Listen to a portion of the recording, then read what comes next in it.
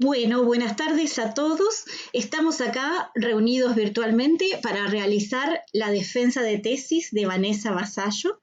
Hoy, martes 18 de agosto a las 14 horas. Están presentes su director, Maximiliano Rúa, y los integrantes del jurado, Javier García y Mónica Córdoba. Esta es la defensa virtual y como primer paso entonces le vamos a dar la palabra a Vanessa para que haga su presentación. Bueno, muchas gracias. Voy a compartir pantalla. Podemos apagar los micrófonos así se...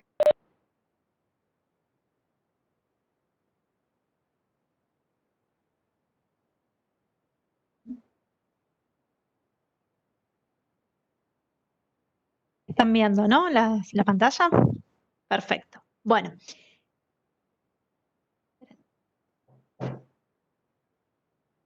La tesis se llama La producción social de conocimiento en la educación primaria de jóvenes y adultos, reflexiones en torno a las prácticas de resolución de ejercicios en una escuela de la ciudad de Buenos Aires.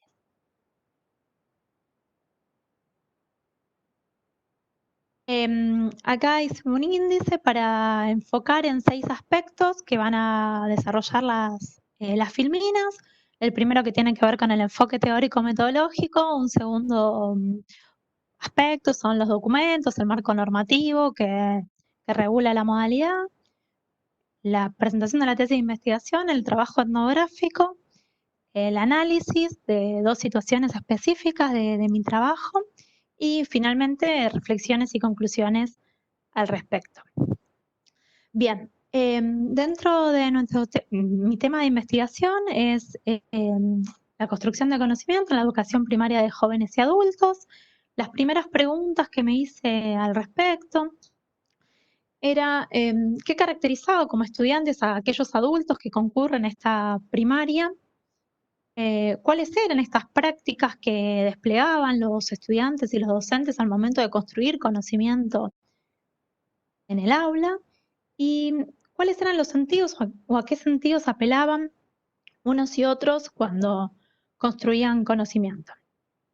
El enfoque desde el cual partimos es el enfoque del histórico etnográfico, que parte de entender a la investigación como un proceso sobre la investigación, valga la redundancia, sobre una realidad social que está delimitada en espacio y en el tiempo.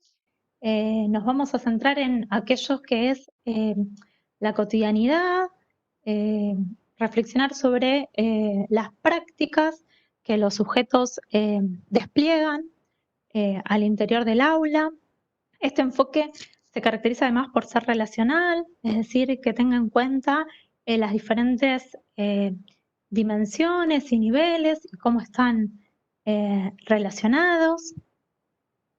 Cuando hablamos de centrarnos en la vida cotidiana, nos estamos focalizando en los sujetos y en las prácticas que estos despliegan al momento de construir conocimiento en esta primaria de adultos.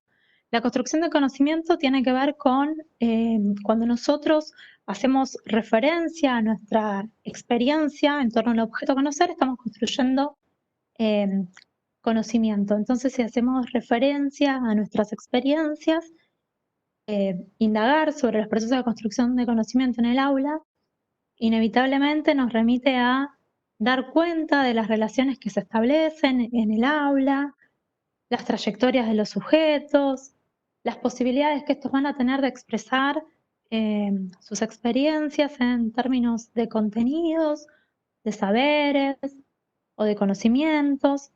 Cuando hablamos de conocimientos queremos decir aquellas prácticas que son posibles de ser explicitadas o transmisibles o transmitidas, perdón, de manera abstracta. Los saberes apuntan a el saber hacer, al ámbito de la cotidianidad, a lo que nos permite manejarnos en un mundo compartido, que no están explicitados, pero sin embargo todos los reconocemos, estos saberes compartidos.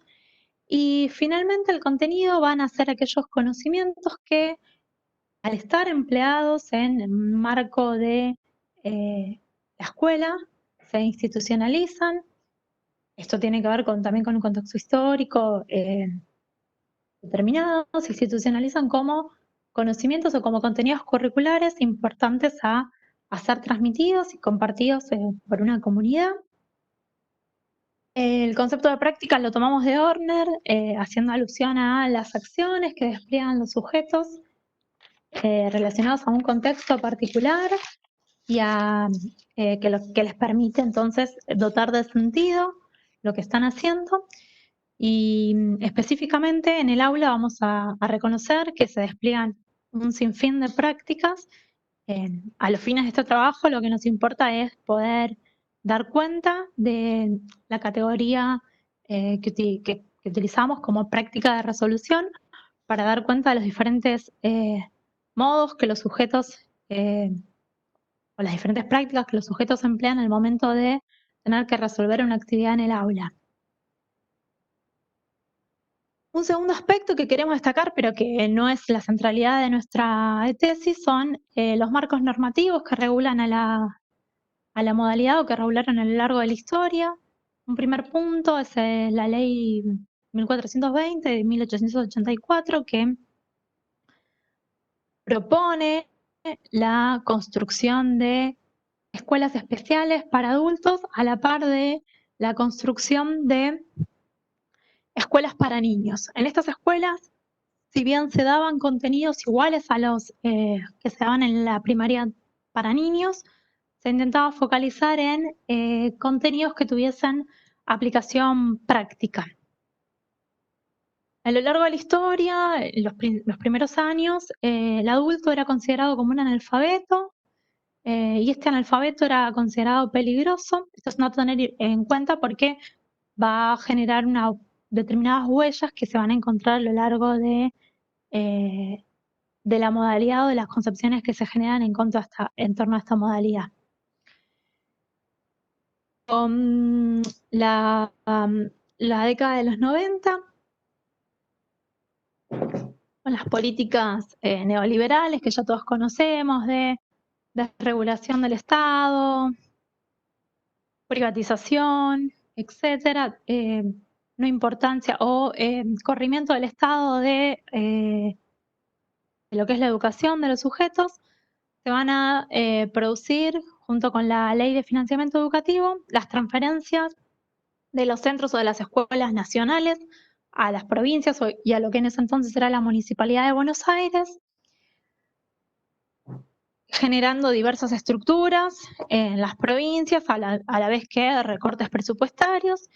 Y otra cosa que sucede en esta época es que la modalidad de adultos se la incluye dentro de lo que es régimen especial. Esto significa que al ser considerado como un régimen especial, pierde su especificidad, incluso hasta el financiamiento que se hacía o los lugares específicos a donde se deberían dar clases para estos adultos, y se la engloba dentro de lo que es, como dijimos antes, un régimen especial. La conferencia internacional, la quinta conferencia internacional sobre la educación de jóvenes y adultos, que también surge en la década de los 90, es importante porque en esta quinta conferencia lo que se reconoce es a los jóvenes como parte de la modalidad. Esto responde, bueno, a situaciones concretas que evidenciaban las escuelas en donde cada vez los adolescentes pedían ingresar o demandaban esta educación primaria. Finalmente, con la Ley de Educación Nacional, estas situaciones que ocurrían antes con la ley federal cambian. El Estado se hace cargo de la educación y se hace garante de la educación de los ciudadanos, se amplía la obligatoriedad escolar y la educación pasa a ser la educación primaria de jóvenes y adultos, en realidad la educación de jóvenes y adultos, tanto primaria como secundaria, pasa a ser reconocida como modalidad. Esto significa que también va a tener un financiamiento propio, espacios particulares y se le otorga como una valorización especial, a diferencia de lo que ocurría cuando se la consideraba como régimen especial. Y finalmente, en esta época también la educación de adultos es reconocida como educación permanente. Entonces ya se corre el foco de estas ideas de trayectorias inconclusas de los estudiantes como para empezar a pensar en una trayectoria o una educación a lo largo de toda la vida de los sujetos. A lo largo de la historización o a lo largo del devenir del proceso de institucionalización de esta modalidad, surgen determinadas representaciones sobre los adultos que incluso hoy en día se pueden rastrear en algunas expresiones del diseño curricular o del sentido común que se maneja a veces en las escuelas, en donde hay una idea de adultos como incompletos o como marginales, un énfasis en lo que es la alfabetización de los mismos, en focalizar en la capacitación laboral y en su inserción comunitaria. Entonces lo que queremos remarcar es que los estudiantes siempre son caracterizados a partir de sus carencias, sean estos estudiantes adultos o docentes. Bien.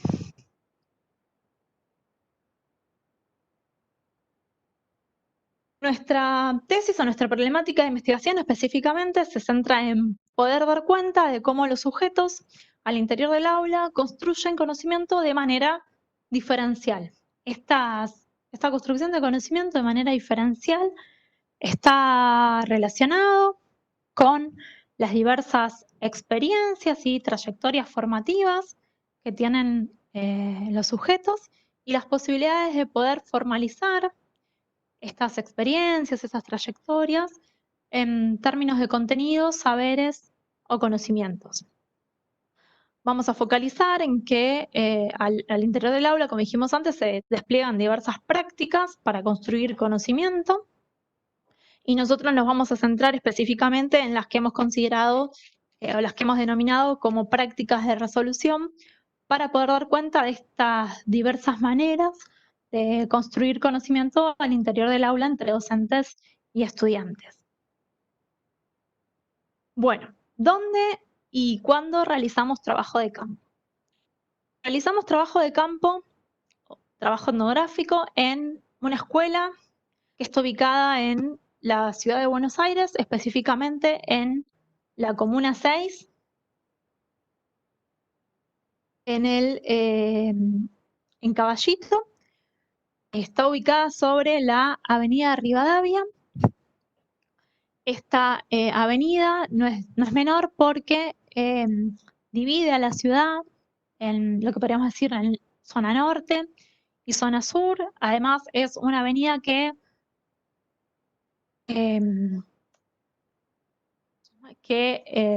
permite ir desde la zona este del conurbano bonaerense hacia la capital. Hay muchos colectivos que recorren la avenida, el subte, el tren. Entonces es una escuela de fácil acceso. Realizamos trabajo de campo durante todo el año 2015 en lo que se denomina el tercer ciclo de la educación primaria de adultos. Los estudiantes con quienes trabajamos venían desde diversos lugares. Cada flecha representa un lugar desde donde vienen los sujetos. Así, por ejemplo, en rojo, María viene desde el conurbano bonaerense. En azul, Mario, que viene desde Flores. En negro, Lucrecia, que también viene desde la zona oeste del conurbano bonaerense. Marta, que viene de Villa Soldati, es decir, zona sur. Olivia, que viene desde Boedo. Y Matías, que venía de cerca de la escuela.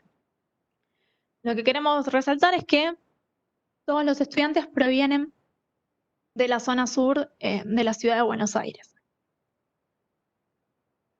La escuela, esta es la imagen de la escuela, es la escuela número 4, el distrito de educación número 7, la escuela Presidente Arturo Humberto Ilia.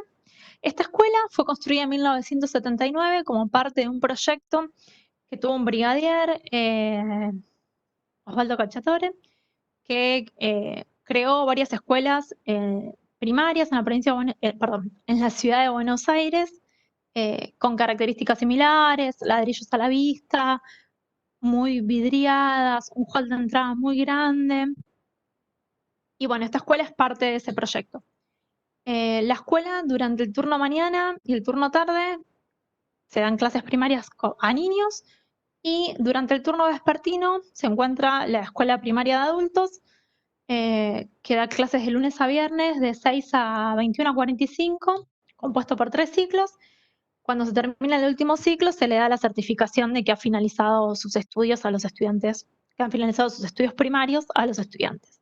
Y además hay un centro de formación profesional durante este turno vespertino que se dan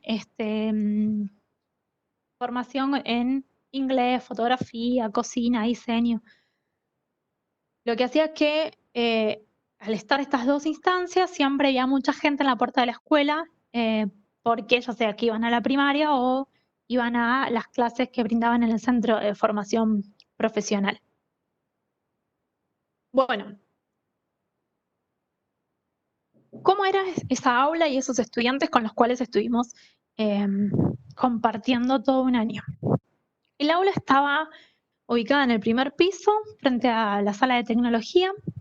Durante la mañana estaba estaba el tercer grado, y a la tarde estaba el cuarto, y a la noche estaba la educación primaria de adultos. Esto hacía que el aula estuviese adornada con afiches infantiles, con abecedarios, con letras del abecedario. Por ejemplo, la letra N tenía arriba dibujada una nube, las letras estaban dibujadas en imprenta mayúscula y en cursiva. También había afiches con operaciones matemáticas. Había un pizarrón muy grande, uno centrado fijo y dos a los costados que se movían. Por lo general las docentes utilizaban todos los 3 pizarrones, y sobre la pared de la izquierda, si estamos mirando de frente al pizarrón, se encontraba un ventanal que ocupaba casi toda la pared. Los estudiantes, bueno, no eran siempre los mismos, variaban bastante su presencia, pero había algunos que iban bastante seguido, que son con los que estuvimos trabajando más, que eran Mario, que es un hombre de 40 años, que vino del Chaco hace mucho tiempo, vino del Chaco, vive en Flores, es encargado de un edificio, se dedica a realizar trabajos de plomería y gasista también, por supuesto de manera informal, porque al no tener la finalización de los estudios primarios no puede ser gasista matriculado, pero eso no impide que realice determinadas tareas. María, que era una mujer de 40 años, que vino de Misiones también hace mucho tiempo. Ella es portera, vive en zona oeste. Marta, otra mujer de 50 años que vivía en el Monte Misionero, viuda, que ahora que sus hijos son grandes, quiere seguir estudiando y vive en Villa Soldati. Lucrecia, que es una empleada doméstica que vive en la zona oeste. Y Matías, de 14 años, que era el estudiante más chico, que vivía cerca del barrio, en lo que se llamó el barrio Lechero en Caballito. Y este chico había cursado la primaria a la mañana en esa misma escuela, luego fue a la tarde, y finalmente ahora, como ya tenía 14 años y es la edad establecida para el ingreso a la educación primaria de jóvenes y adultos, estaba cursando el último año o el tercer ciclo a la noche con los demás adultos. Bueno, acá lo que vamos a empezar a hacer es empezar a contar en realidad van a ser 2 situaciones, esta es la primera, que nos permite empezar a plantear cuestiones que tienen que ver con nuestro tema de investigación. Lo que dibujamos acá, o lo que se representa acá, es un pizarrón. Este día en particular estaba la docente del área de matemática y de ciencias naturales, que llegó al aula, y cuando llegó al aula ya estaban las 2 estudiantes que había ese día, Lucrecia y Marta ya estaban abriendo sus carpetas y dispuestas a copiar. La docente abre una revista como de supermercado y se pone a copiar esto que vemos acá, que empieza a dibujar 3 paquetes de yerba de diferentes tamaños. Debajo del primero escribe 1/4 y debajo escribe 2 pesos. En el del medio 1 kilo y debajo 8 pesos. En el de la derecha 1/2 kilo y 4 pesos. Y después dibuja 3 botellas, también de diferentes tamaños. La primera responde a una botella de 1,5 litros, que cuesta 6 pesos. La segunda a 1/4 de litro, cuesta 9 pesos. Y la tercera a 1 litro, que saldría 4 pesos. Y debajo escribe 2 preguntas. Dice, si Matías lleva una gaseosa de 2,25 litros, ¿cuánto tiene que pagar? Y la segunda es, Juan quiere comprar 3 litros de gaseosa, ¿qué botellas puede llevar? La maestra termina de dibujar en el pizarrón y de escribir, y le pide a los estudiantes que no copien, que ella lo que quiere es que le presten atención porque van a seguir trabajando con el tema fracciones. Entonces le señala a los estudiantes el primer paquete de yerba, el pesaje que está debajo, y les pregunta cómo se dice, cómo se lee ese pesaje. Las estudiantes dudan, se miran entre sí, me miran a mí, hay un silencio bastante amplio, hasta que una de ellas le dice que se dice 1/4, pero que no sabe cómo se dice la última, haciendo referencia al paquete de 1,5 kilos. Marta, la otra estudiante, tampoco sabe, estaba callada, pero bueno, la docente continúa la clase y les pregunta, les hace referencia a la segunda pregunta, que dice, Juan quiere comprar 3 litros de gaseosa, ¿qué botellas puede llevar? Las estudiantes otra vez dudan, se miran entre sí, hasta que una de las estudiantes le dice que tiene que llevar 2 de 1 litro. Bueno, en estas primeras situaciones, esta primera situación, lo que me ocurría a mí era que me daba cuenta que algo estaba ocurriendo cuando las docentes les preguntaba por cómo leer las fracciones, cómo se dice. Y bueno, notaba que algo estaba pasando en esa situación. Pero veamos otro ejemplo más para después analizarlo los dos en forma conjunta. Bueno, esto es un dibujo de una situación que se dio de manera oral, pero que me parece que permite comprender lo que estaba ocurriendo en el aula. La docente, ese día también era la misma docente de matemática y de ciencias naturales. Había más estudiantes este día que el día de la situación anterior. Llega al aula y nos dice que, bueno, que hoy vamos a trabajar con lo que lo que se denomina perímetro, que tiene que ver con las dimensiones de un espacio, y nos dice que digamos cuánto nos parece que es el perímetro del aula, y que para eso lo que ella va a hacer es contar la cantidad de baldosas que tiene un lado, y nos dice que un lado del aula tiene 10 baldosas. Todos, incluyéndome a mí, decimos cuánto nos parece que tiene el aula, cuántos metros nos parece que tiene el aula, y van de 5 a 16 metros. El único que acertó a la medida del perímetro del aula fue Mario, persona que hablamos antes, que vino del Chaco, que es encargado de edificio, que realiza trabajos de plomería, casista, albañilería, bueno. Él fue el único que pudo decir cuánto medía el perímetro del aula. Entonces la docente le preguntó cómo había llegado a decir que medían 16 metros. Y él nos dijo que sabía que una baldosa aproximadamente mide 40 centímetros y que entonces si hay 10 baldosas por lado, bueno, eso le llevaba a la conclusión de que el total del aula son 16 metros. Ahora bien, del lado derecho tenemos el cálculo que realizó Mario, ¿sí? De manera, lo graficamos.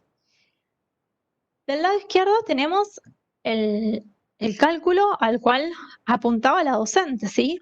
Un cálculo aritmético, matemático, que se basa en, para sacar el perímetro de un lugar es calcular los lados o sea, calcular cuánto mide un lado y multiplicarlo por los lados que tiene un mismo objeto. En este caso, el cuadrado son todos los lados iguales. La forma de resolverlo de la docente, como vemos, es claramente diferente a la que utilizó Mario. Sin embargo, ambos llegan al mismo, o ambos están construyendo conocimiento, ¿sí? Pero la forma en que lo están expresando no es la misma, ni tampoco están partiendo de los mismos conocimientos para poder dar cuenta del perímetro de un aula. Bueno, ¿qué queremos o cómo podemos pensar estas situaciones? Para pensar estas situaciones nos basamos en el concepto de lógicas utilizado por Achille. Lo que vamos a plantear es que al momento de resolver una actividad escolar, se ponen en juego dos lógicas de construcción de conocimiento que son diferentes. Estas dos lógicas nosotros las dividimos en una primera y en una segunda, pero la distinción es analítica, se da de manera conjunta en el momento en que los individuos resuelven la actividad y construyen conocimiento. Una primera que tiene que ver con una lógica de construcción de conocimiento desde los contenidos y otra que apunta a la trayectoria y a las experiencias a las cuales apelan los sujetos para poder resolver una actividad, pero que sin embargo los conocimientos a los que apelan unos y otros, ya sean docentes o estudiantes, son diferentes porque adquieren valoraciones diferentes. Los conocimientos empleados en el marco del contexto escolar y en partir de prácticas escolares van a ser considerados contenidos, mientras que hay otros que no son valorados de la misma manera. Bien, pero veamos un poco entonces cómo podemos analizar estas dos situaciones significativas como para ir explicando mejor estas lógicas diversas de construcción de conocimiento. En primer lugar, en las dos situaciones las docentes apuntan a conocimientos o a transmitir un contenido a partir de conocimientos compartidos, ¿sí? Entre docentes y estudiantes, ya sea por reconocer lo que es una yerba, un paquete de yerba, una gaseosa, realizar compras y saber.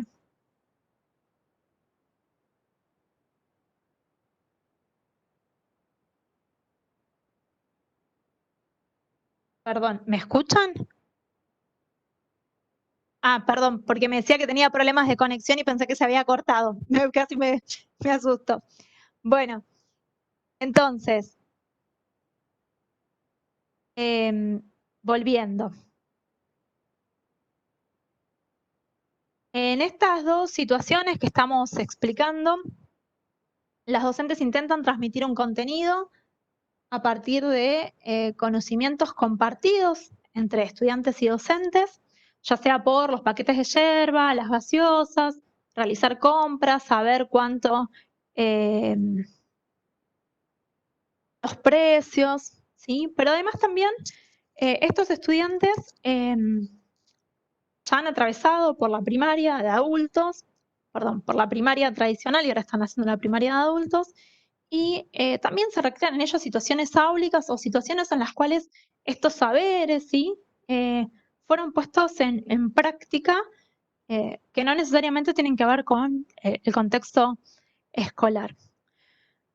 Otra característica que vemos en ambas situaciones es que al momento de resolver una actividad propuesta por los docentes se generan disrupciones o incertidumbres entre unos y otros. Lo que están haciendo docentes y estudiantes son desplegando diferentes prácticas para resolver una actividad. Estas prácticas pueden estar en relación con experiencias previas, como dijimos antes, de escolarización, que pueden ser subrayar, escribir, escuchar a las docentes. También están en relación con los sentidos que ellos construyen sobre lo que es lo escolar. Y a la vez también muchas veces apelan a sus trayectorias formativas, como en el caso de Mario, en calcular el tamaño de un aula a partir de saber cuánto mide una baldosa. Ahora bien, estas prácticas que despliegan los estudiantes, que les permiten, en donde vemos la articulación con sus experiencias, no son las mismas prácticas que estarían desplegando las docentes al momento de construir conocimiento en torno a un objeto a ser transmitido. Es acá donde planteamos que se ponen en juego dos lógicas diferentes de construir conocimiento. Las docentes, por su parte, parten desde un contenido entendido, por ejemplo, en el caso del perímetro, estamos haciendo referencia a un contenido que responde también a una lógica de construcción de conocimiento particular, que es el de las ciencias exactas, mientras que los estudiantes o en este caso Mario, cuando pretende resolver el ejercicio, apela a sus conocimientos, a los saberes que tiene parte de su experiencia formativa como albañil. Entonces, si bien podemos decir que estudiantes y docentes van a partir de un conocimiento compartido en común, si vamos al caso de la yerba y de las gaseosas, los estudiantes reconocen que hay diferentes pesajes, diferentes dimensiones, ¿sí? Un paquete más grande que el otro, lo mismo que las botellas, pero es un conocimiento que remite a sus experiencias cotidianas, ¿sí? No necesariamente ellas, por más de que puedan reconocer que un paquete de yerba de 1/4 es más chico que uno de 1 kilo, esto no significa que tengan el conocimiento abstracto ni que tampoco lo puedan expresar de manera abstracta. No necesariamente puedan reconocer que 1/4 representa una cuarta parte de un todo, ¿sí? Pero sí pueden reconocer que son diferentes o que incluso tienen precios menores unos que otros.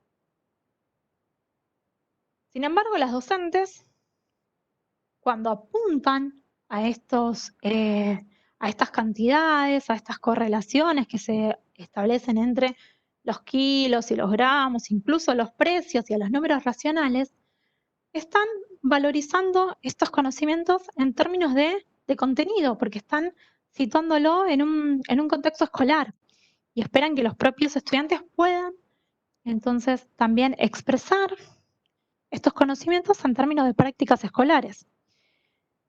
Pero lo que pasa es que los estudiantes, cuando formalizan estos contenidos, estos conocimientos o estos contenidos que se intentan transmitir, no lo hacen a partir de contenidos. Por ejemplo, Mario no está expresando el cálculo aritmético para determinar cuánto mide un perímetro, sino que lo hace a través de sus propias experiencias personales, ¿sí?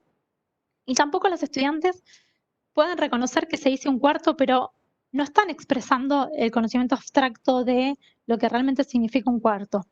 Mientras que las docentes, cuando están construyendo ese conocimiento, lo hacen desde la lógica disciplinar, pero a la vez lo hacen empleando también determinadas prácticas escolares que no están siendo explicitadas y que refieren a esta posibilidad de poder formalizar estas cantidades de manera abstractas, de saber cómo se calcula un perímetro de forma aritmética, de cuáles son las equivalencias entre las unidades. Entonces, en estas dos situaciones lo que nosotros queremos plantear es que las docentes apelan a los saberes previos de los estudiantes y esperan que los estudiantes desplieguen prácticas de resolución, prácticas escolares de resolución, pero los estudiantes apelan a sus experiencias personales o a sus trayectorias formativas para resolver esas experiencias, para resolver esas actividades que se proponen las docentes. Entonces, lo que se está poniendo en juego es que es un proceso de construcción de conocimientos que parten de lógicas diferentes, que a la vez también se expresan en prácticas diferentes, que no necesariamente tienen que ver con las diferencias de edades, sino con las diversas experiencias que los estudiantes tienen producto de sus experiencias de vida que les permiten construir conocimiento. Entonces, si estamos hablando de las experiencias, dijimos que la construcción de conocimiento es situado, y acá siguiendo a Ausubel, consideramos que el aprendizaje también es situado. Entonces nos preguntamos, ¿qué ocurre cuando estos estudiantes tienen experiencias que están vinculadas con un objeto a conocer, pero no tienen la posibilidad de, o no tienen la práctica de poder formalizar esas experiencias en términos de prácticas escolares? ¿Qué es lo que se está poniendo en juego acá? Mario expresa el perímetro en términos de una lógica que remite a sus saberes. Y Lucrecia, cuando reconoce qué significa un cuarto, no necesariamente lo está expresando en reconocer qué significa abstractamente un cuarto dentro de un todo, dentro de una totalidad. Bueno, para ir finalizando, entonces, lo que quisimos dejar en claro es que el momento en que los estudiantes y docentes intentan resolver una actividad, van a desplegar prácticas de construcción de conocimientos que son diferentes, que no tienen que ver con diferencias etarias, sino que tienen que ver con las diferentes experiencias y trayectorias formativas que cada uno pone en juego al momento de construir conocimiento o conocer determinado objeto. Como bien dijimos, va a haber conocimientos que son puestos en juego para resolver una actividad, pero que van a ser expresados en prácticas que van a depender con el contexto sociohistórico y van a ser valoradas. Si están dentro de lo que es la escuela, van a ser valoradas como prácticas escolares y reconocidas como tales, y si no, si remiten a lo que son los saberes o las experiencias o trayectorias de los sujetos, son reconocidas como extraescolares. Lo que queremos también resaltar es que hay una... se naturaliza la práctica de resolver como una práctica que está disociada con la situacionalidad del aprendizaje, es decir, que no estamos haciendo referencia a las experiencias que cada sujeto tiene, sino que siempre refiere resolver a prácticas que deberían poder ser formalizadas de manera abstracta, y esto no reconoce que los estudiantes adultos construyen conocimiento o aprenden también por fuera de la escuela. Sin embargo, esto no quiere decir que los estudiantes no quieran aprender aquellas prácticas escolares de resolución, sino que como se parte de lógicas de construcción de conocimientos diferentes, se generan estas disrupciones en el momento en que unos y otros expresan estos conocimientos a través de prácticas diferentes. Bueno, muchas gracias a todos. Bueno, terminada entonces la exposición de la tesis que hizo Vanessa, la tesista, ahora le vamos a dar la palabra a los integrantes del jurado. No sé quién quiere empezar, ya lo tengo conectada a Mónica acá con el teléfono, así la tenemos también. Ahí está. ¿Querés empezar vos, Javier, o vos, Mónica? Como quieran. Como quieran. ¿Ustedes la escuchan a Mónica ahí? ¿Sí? Sí, te escuchan. Sí. Sí. Bien. Yo la voy a mantener cerca, así te escuchan bien.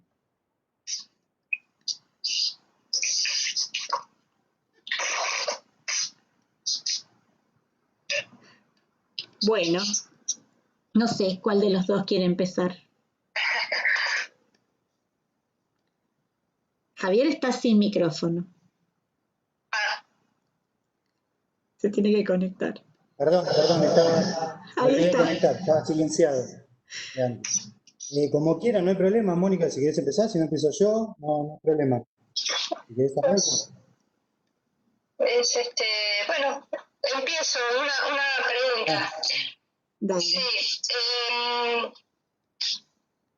quería preguntarte sobre, a ver, espera que me retumba mucho mi propia voz. Sí, me saco los... quería preguntarte sobre las prácticas disciplinares. O sea, vos en el principio hablas sobre el trabajo de campo, sobre la manera en que desarrollaste el trabajo, hablas de la observación participante.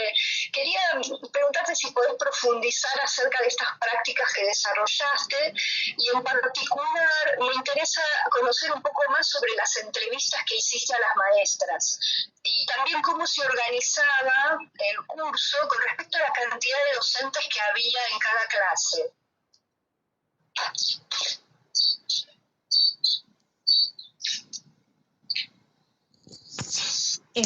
¿Respondo o hacemos todas las preguntas? No sé, y como ustedes quieran, ¿querés responder esto y después hacen la intervención Javier? Bueno, ¿Corto, Mónica? Bueno, a ver, específicamente nosotros, yo me centré más en lo que eran los estudiantes.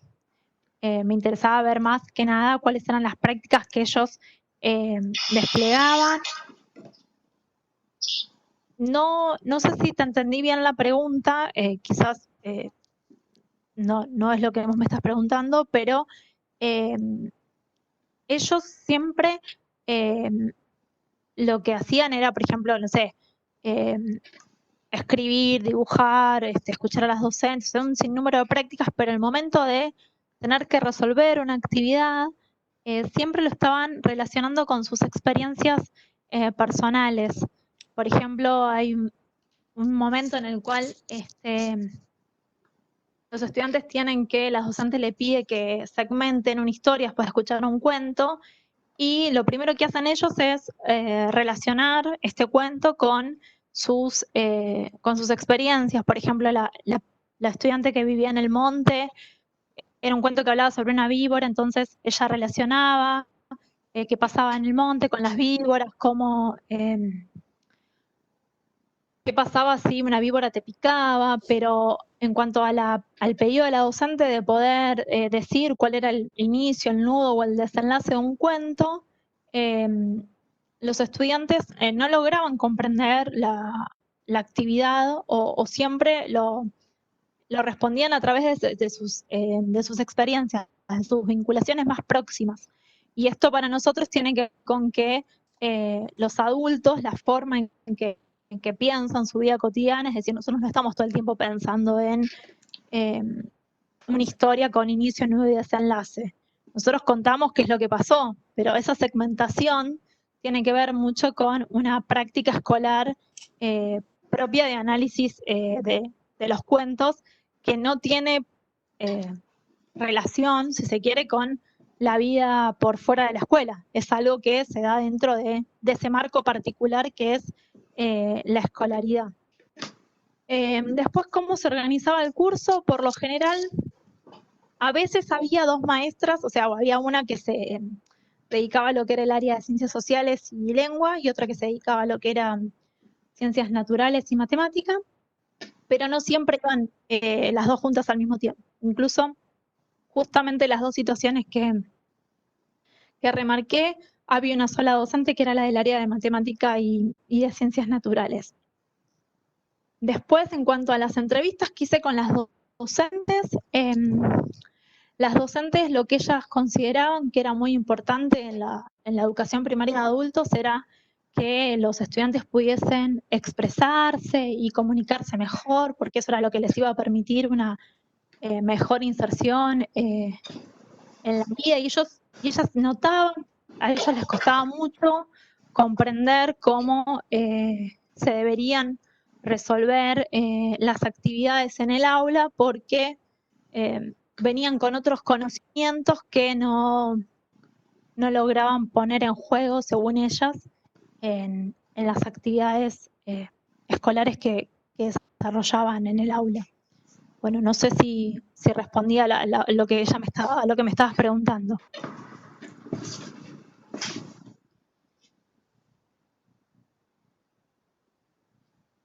¿Hoy? Bueno, sí, Javier, mientras después le Bueno, damos la conecto dale, de nuevo y dale. Bueno, ¿se me escucha bien? sí.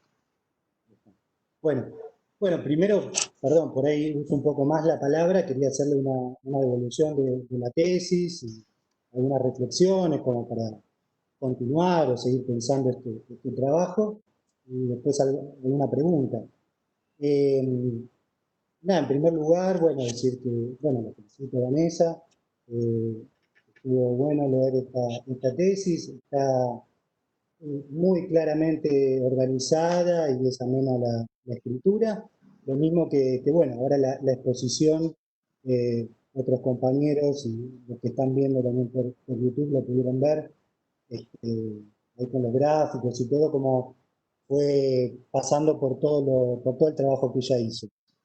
En ese sentido, en términos con lo que me encontré, yo quisiera en principio resaltar o destacar y valorar cosas que también yo vengo leyendo o vengo trabajando a partir de mis investigaciones, también con adultos en otro nivel, en secundario, eh, pero bueno, a partir de las lecturas comunes que fui viendo a lo largo del texto de Vanessa, lo que quiero es destacar un par de cosas, ¿no?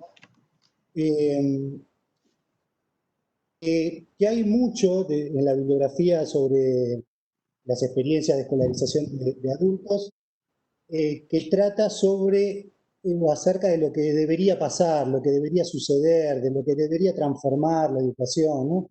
En todo nivel, yo en particular investigué más que nada los bachilleratos, pero esto trasciende a bachilleratos populares, aparece en otras instancias también. Eh, en cambio, bueno, en la tesis de Vanessa, lo que uno encuentra es un análisis, una problematización de aquello que pasa, de cómo pasa, no tanto del deber ser o de los propósitos, lo que estamos esperando, o los resultados o los frutos de la escolarización, sino analizar y problematizar y centrarse en las prácticas cotidianas de los sujetos. Y ella lo muestra bien cómo los trae al aula a partir de estos eh, desencuentros, estas disrupciones, ¿no? Que tienen que ver con, bueno, a veces con lo curricular y los estudiantes, a veces entre estudiantes y docentes, a veces entre estudiantes que van respondiendo a distintas cuestiones a partir de sus edades, también de sus trayectorias de vida, ¿no? A partir de concretamente la resolución de las actividades. Y esto suele ser una ausencia en los trabajos eh, tanto de antropólogos como de otras ciencias, ¿no? Ciencia de la educación, otras que se dedican a la temática. Entonces, bueno, hacer hincapié en esto que por ahí Vane también mencionó en su presentación, esto de la historización, yo también, esto a veces es traído, las normativas, los currículos, los sujetos destinatarios, ¿no? Por muchos trabajos, pero es interesante cómo ella lo va articulando con sus trayectorias, ¿no? Eh, Estos intentos, ¿no? De desnaturalizar a partir de las huellas que ella encuentra de aquellas normativas, aquellas tradiciones, aquellas representaciones en el diálogo con el presente. Y también otra cosa que quería destacar es eso que ella lo resaltó también, lo podemos leer ahí, lo que dice ella como tesis. Lo leo de vuelta para refrescarlo. Al interior del aula los sujetos construyen conocimiento de manera diferencial y que esto se relaciona con diversas trayectorias formativas de los sujetos y sus posibilidades de formalizarlas en términos de contenidos, saberes, conocimientos, y ella indaga en las prácticas de resolución. Esto que muchas veces o aparentemente todos podemos compartir y trasciende muchas veces también a la antropología, compartimos con otros investigadores, parecerían, sí, son puntos de partida, supuestos, ¿no? Que compartimos, esto de construir conocimiento de manera diferencial, que se relaciona con diversas trayectorias formativas de los sujetos, se suele decir mucho, pero como decía antes, se suele mostrar poco cómo es. Entonces resalto el énfasis y el trabajo de Vanessa en mostrarlo. Y entonces, bueno, en ir indagando, ir diferenciando, en ir analizando estas distintas lógicas de construcción de conocimiento, tanto de los docentes como estas prácticas de resolución de las y los estudiantes.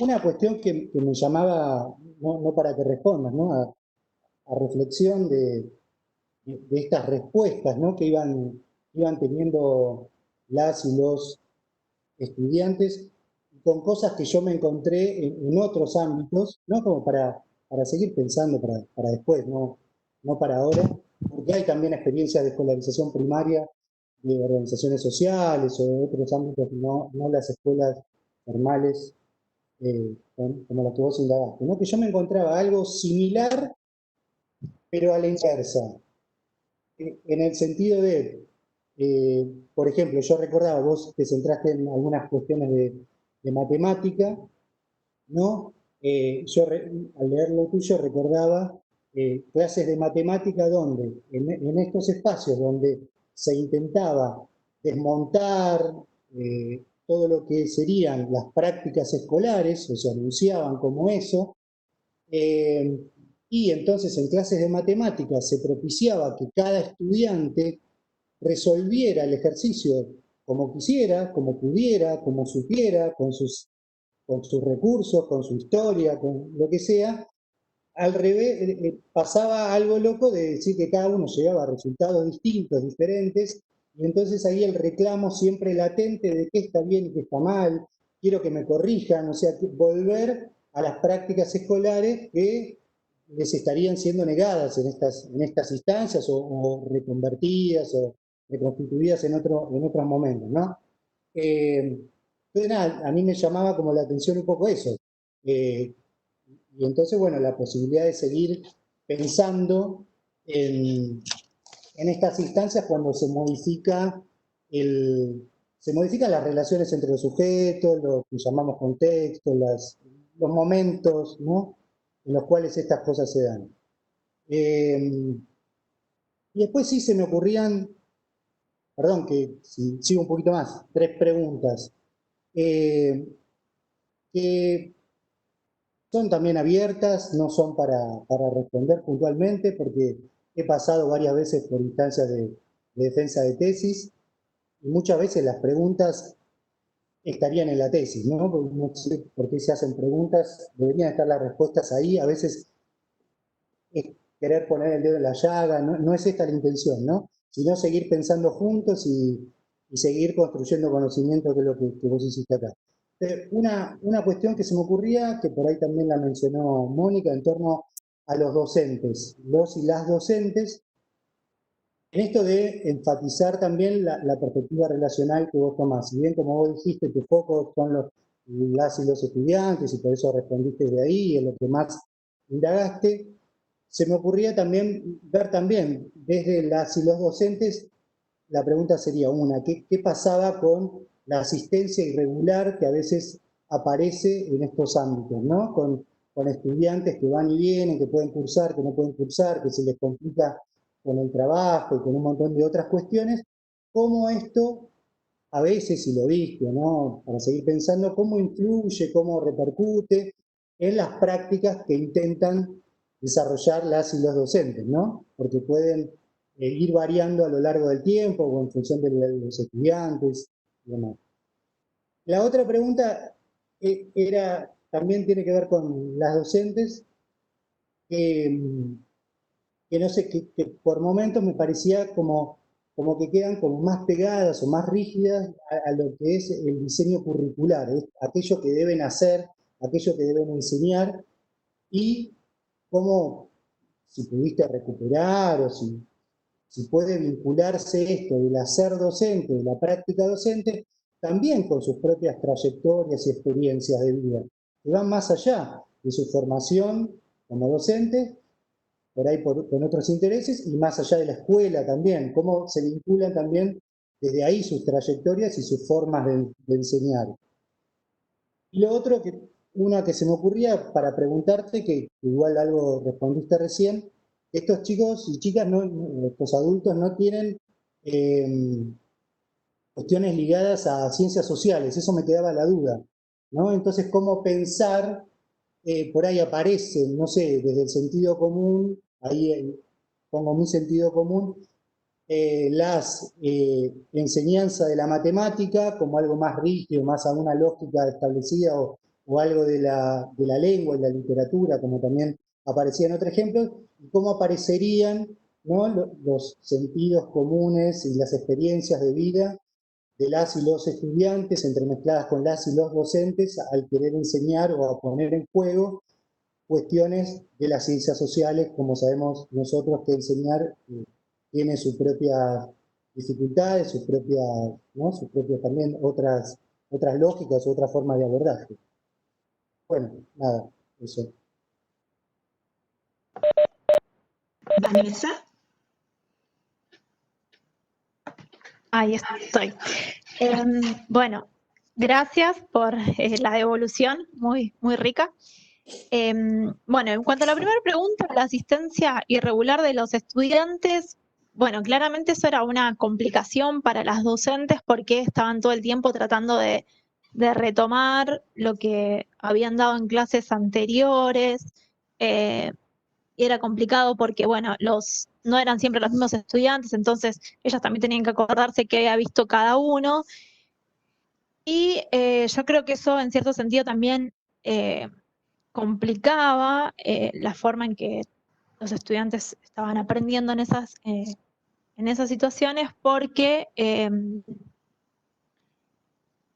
había cosas que no volvían a explicar las docentes, o que sí, bueno, no fue algo en lo que específicamente indagué, pero sí no era algo que les sea fácil a las docentes poder reponer esta asistencia irregular, y tampoco sabían cómo incluso incentivar a los estudiantes para que vayan más seguido a las clases. Después, en cuanto a las trayectorias propias de las docentes, eran todas maestras por lo general jóvenes, que trataban de todo el tiempo de llevar propuestas que para ellas tenían que ver con la cotidianidad de los estudiantes, por eso usaban revistas de supermercados y demás, pero en la práctica esta recuperación de estos saberes o conocimientos de los estudiantes generaban problemáticas. Y después también eran docentes que trabajaban en los 3 turnos, con lo cual ya a ese último momento llegaban muy cansadas, con muy pocas ganas quizás de innovar. Esto, bueno, lo digo yo, quizás es un prejuicio. Llegaban muy cansadas y era dar como se pueda, aunque ellas consideraban que ese era un espacio más de relajación porque era diferente a tener que estar dándole clases a chicos de primaria. Y después, a los contenidos de ciencias sociales, la verdad es que las docentes trataban de evitar en esta escuela en particular dar quizás contenido de ciencias sociales. Siempre focalizaban en la matemática o en todo caso en la lengua, porque consideraban que eran lo que los estudiantes debían aprender para después poder continuar con sus estudios secundarios, que era ahí donde había que focalizar en esos conocimientos particulares. Entonces, a veces se hacía alguna referencia a días importantes o actos patrios, pero el foco estaba puesto en dar contenidos más relacionados con las matemáticas o con la lengua. Bueno, no sé si más o menos respondí lo que me preguntabas, Javi. Sí. Esperen que la estoy llamando a Mónica. Hola, ay, te llamé sin imagen esta vez, sin cámara. Perfecto. Está bien. Sí, se me escucha bien. Perfecto, sí, se te escucha muy bien. Bueno, sí, yo también quería recuperar de la tesis. Me gustó mucho, me pareció muy rica la historización que hace Vanessa, también lo reconocía recién Javier, cómo ella realmente da cuenta del enfoque histórico-etnográfico, cómo recupera el concepto de vida cotidiana de Agnes Heller. Y por eso mi pregunta anterior, porque entendía que en este enfoque relacional que ella está planteando quedaban un poco desdibujadas las maestras. Entonces, por eso mi pregunta anterior acerca de cuántas maestras eran, si habías hecho entrevistas y demás. De todas maneras, la figura de las docentes quedó mucho más presente en la exposición que hiciste recién.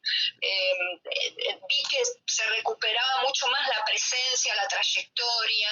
Ahora todavía con tus respuestas aparecen como presentes y no tan desdibujadas como me había quedado esa sensación al leer el escrito.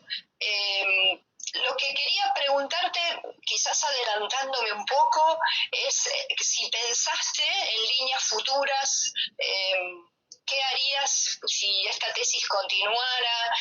¿Qué estrategias pensaste? A mí se me ocurría también, tomando un poco lo que vos hiciste hasta ahora, de pensar de poder hacer un análisis que considere los 3 años de esta primaria, pensando si esto que vos estás planteando no tendrá que ver con fenómenos de desgranamiento, por ejemplo. Desgranamiento le llamo a esto de que quizás se anoten mucha más gente en un primer año que los que llegan a tercero. Entonces, si esto que estás relatando vos, estas maneras de construcción de conocimiento, apelando a estas lógicas conjuntas y diferentes, si estas maneras no estarían de alguna manera vinculadas con procesos de desgranamiento, si te parece que esto puede ser una línea futura de indagación, si pensaste en otras líneas futuras de indagación. Esa sería mi pregunta. Bueno, Vanessa. No se te escucha. Ahora sí. Ahora sí. Perdón. Sí. La verdad es que no sé, la pregunta si se podría relacionar esto con fenómenos de desgranamiento. En particular en esta escuela que yo vi, los primeros ciclos no eran muy grandes, no tenían mucha más cantidad de estudiantes, eran más o menos la misma cantidad y según charlas que tuve así informales con maestras, me decían que incluso esta asistencia irregular era característica de los 3 niveles. Pero bueno, podría indagarse, no lo descarto porque la verdad es que es algo en lo que yo no puntualicé, pero sí esto que puedo decir es que el entrenamiento, no sé si era tal porque justamente en esta escuela, por lo menos este año que yo estuve ahí, la cantidad de alumnos era la misma en los 3 niveles más o menos, siempre había entre 4 estudiantes, 5 que iban rotando. Después, en futuras líneas de investigación, todavía no focalicé, no pensé en una continuidad, no creo que me siga focalizando en lo que es la modalidad de adultos, pero no pensé en alguna línea a seguir. En algún momento había pensado en pensar también estas formas de construcción de conocimiento en lo que es la educación superior, pero no está resuelto. Y bueno, y gracias por la evolución de la tesis, y puede ser que sí, que quizás las docentes no hayan estado tan presentes en el escrito porque justamente me focalicé más en lo que pasaba con los estudiantes, pero bueno, es bueno saber que al momento de la exposición quizás pude reponer esa pata que quizás en la tesis no estaba tan clara. Bueno, sí. Perfecto. Sí, gracias. Mónica. Entonces, si ya están las dos devoluciones de los integrantes del jurado, con esto terminaríamos y le daríamos la palabra al director, a Maximiliano Rúa, para que cierre esta primera parte de la defensa, si quiere. Bueno, simplemente agradecer, ¿no? Agradecerle al departamento el esfuerzo. Yo sé que esto es un esfuerzo muy grande, y es un esfuerzo de la universidad, de la facultad y del departamento y de las personas que trabajan, ¿no? Y eso es importante destacarlo. Es un esfuerzo también de los jurados, por eso agradecerle al jurado, digamos, es un esfuerzo en las condiciones que todos estamos atravesando, darnos el tiempo de suspender 2 horas, dedicarnos a tener un espacio en silencio, poder escuchar una persona, generar un intercambio en estas condiciones. A Mónica, agradecerle más que nada a haberse esforzado en superar las dificultades que se nos presentaron en toda esta defensa y que además tiene que ver con las estrategias y las formas en que se piensa la universidad pública, ¿no? Y eso para mí es importante, el acompañamiento, el esfuerzo que los docentes, que la institución hace para seguir tratando de acompañar en este contexto, en esta situación, a estudiantes y allá futuras recibidas licenciadas como Vanessa, que además son trabajadoras docentes, ¿no? Imagino que será positivo el dictamen del jurado, no quiero tensionar de ninguna manera con lo que dije, pero nada, recordar eso, que la universidad pública también está acompañando en este momento, haciendo un esfuerzo muy grande, tanto con los jurados como con la dirección del departamento y la facultad, a una trabajadora docente como es Vanessa, que hizo toda su tesis y todo su trabajo de campo siendo docente.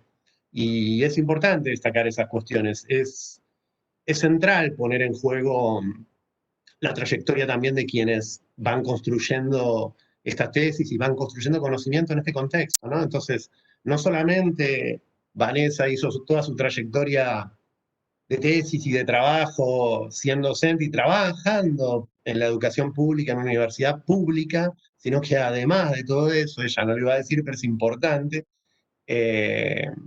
ahora está esperando un bebé, digamos, un niño, y eso también es parte del esfuerzo que se tiene que notar, sobre todo porque me parece que tiene que ver con esta lógica de la universidad pública de poder permanentemente estar reconociendo la trayectoria de las personas, cuidándolas, teniendo en cuenta las situaciones por las que pasan y acompañándonos, sobre todo en estos momentos difíciles. Y por último, nada, un agradecimiento especial a Vanessa por haberme dejado acompañarla, haber escuchado atentamente nuestras discusiones largas en la oficina 415 y por haber tenido la paciencia de animarse a trabajar también temáticas que por ahí no son tan comunes o no tienen una trayectoria tan larga o son tan reconocidas en los espacios que tienen que ver tanto con la antropología, ¿no? Y animarse a pensar estas formas es interesante porque va abriendo caminos. Y gracias a los que están viendo de diferente manera, por diferentes retransmisiones. Espero que esté la familia de Vane, espero que estén todos ellos y tengan la posibilidad de encontrarse de alguna manera y festejar y volver a tener un poco de encuentro y del rito que implica terminar una tesis y terminar una etapa en la vida. Nada más. Gracias. Entonces ahora vamos a dejar de grabar y el jurado va a pasar a deliberar. Le pedimos a Vanessa que se retire, que salga del aula virtual y Maxi te va a contactar por WhatsApp, te va a pedir que entres cuando esté terminado el dictamen, así hacemos la lectura. Yo voy a pausar la grabación. Sí, ¿qué querías decir? Un poco, bueno, lo que dijo Maxi, agradecer a los jurados, incluso, bueno, con estas problemáticas de la virtualidad que tuvimos, bueno, agradecer por la lectura y por las devoluciones muy ricas que me hicieron, incluso las preguntas que me ayudan a seguir pensando, mejorando en estas investigaciones, en el quehacer antropológico, y bueno, después entonces espero que me contacten, así me dicen. Muchas gracias y nos vemos. Dale, en un ratito nos vemos.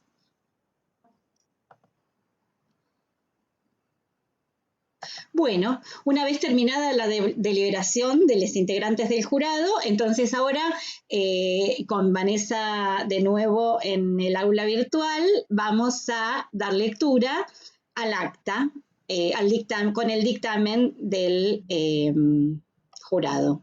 Vamos a compartir pantalla para poder leerlo y entonces el dictamen dice: en Buenos Aires, el 18 de agosto de 2020, a las 14 horas, se reúne el Tribunal de Evaluación de la Tesis de Vanessa Vasallo.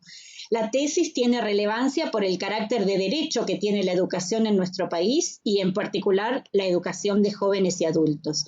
La hipótesis trabajada es muy fértil para el abordaje que se realiza en la investigación.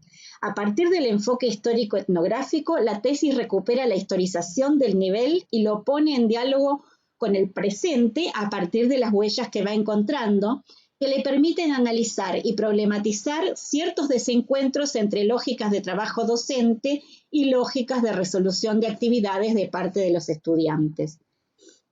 Se destaca también la utilización del concepto de trayectorias para fortalecer el proceso de construcción de su problema de investigación, vinculado con la producción social de conocimiento. La exposición fue clara, coherente y con apoyatura de soporte audiovisual y respondió adecuadamente a las preguntas del jurado. Por todos estos motivos, los integrantes del jurado resuelven calificar la tesis con la nota 10. Felicitamos entonces a Vanessa Vasallo por la defensa de su tesis y aplaudimos. Gracias. Bueno, con esto entonces... Felicitaciones. Gracias, Gaby. Felicitaciones, Vanessa. Gracias. Gracias a todos. Con esto terminamos entonces el acto de la defensa de tesis de Vanessa Vasallo y cortamos acá la grabación. Bueno, gracias a todos. Bueno, mucha suerte. Queremos ver los huevos, la harina, que le tienen ahí, la mostaza. El festejo es privado, adecuado a la pandemia, pero viene el festejo. Con distanciamiento social. Qué lindo. Ahora